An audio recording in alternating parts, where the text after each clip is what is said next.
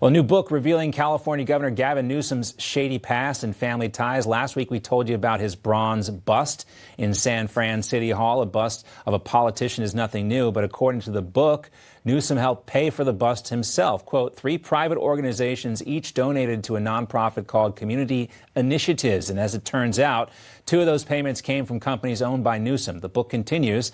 The Newsom's companies specifically earmarked these behested payments for mayoral bust at San Francisco City Hall. So the Gavin Newsom bust was funded by none other than Gavin Newsom himself for around $97,000.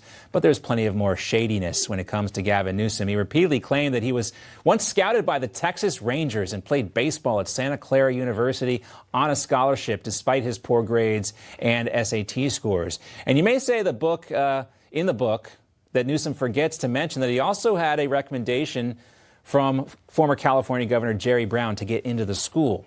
And the baseball story reminded us of Newsom's athletic prowess. You might remember this when he was trying to play basketball in China.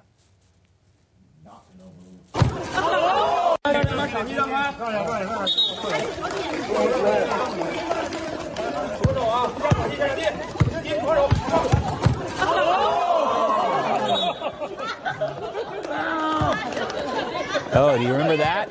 Yes, the California governor's athletic prowess, or should we say lack thereof, just one of the topics covered by the book written by our next guest. Fool's Gold, the radicals, con artists, and traitors who killed the California dream and now threaten us all. Susan Crabtree is here. And it's an ominous title, Susan. It's a great book, too. Congratulations. But I thought, when I read the story that you posted about Gavin Newsom's baseball scholarship, I thought first of his basketball nightmare in China. It was basically the same type of showboating. He ran into that child because he was trying to show that he could do a little twist and do the layup.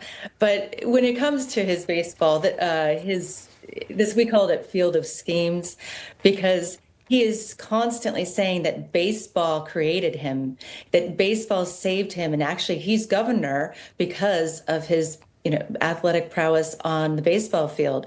Well, some of his former classmates at Santa Clara University, they came to me and said, we don't remember him being on the baseball team at all. We were on the football team. We were on the baseball team.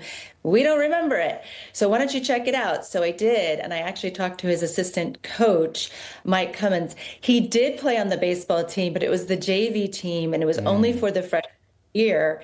And the fact that that didn't have anything really to do with him getting into the school, because Jerry Brown, the former governor who's friends with his father, the Browns and the Newsoms go way back, he wrote him a letter of recommendation. He fails to mention that every time, even with Charlie Kirk on his first podcast. He talked about his baseball, again, getting him to college, not the truth. Yeah, and it was interesting to read, too, that the Newsoms and the Browns and the Pelosis have a long, entangled history, too, all in the good old boys club of California. That was interesting to learn about, too. And real quickly, it's been interesting to watch, Susan, Gavin Newsom's podcast. You mentioned Charlie Kirk, and the Washington Post has an article about they're taking a look at this. Newsom's effort to court the right with podcasts draws liberal backlash. Of course it does. But he doesn't care about California or the liberals. This is all about 2028 and somehow getting to the general election. Does he really think that's possible? Oh, I think he certainly does, because everything he does is performative, not performance-based. Whether it's admission to school, whether it's his wine business fueled by Getty oil money, or his political rise through Willie Brown and his dad's connections, it's all performative. He really truly believes that he can run for president via podcast and move to the middle, even though it's alienating the base of his own party. Well, it's a fantastic look at Gavin Newsom. I can't wait to finish it. Susan Crabtree, it's called Fool's Gold. It's available now. Thanks so much for being with us. Great to see you. My pleasure, John. Thanks so much for having me.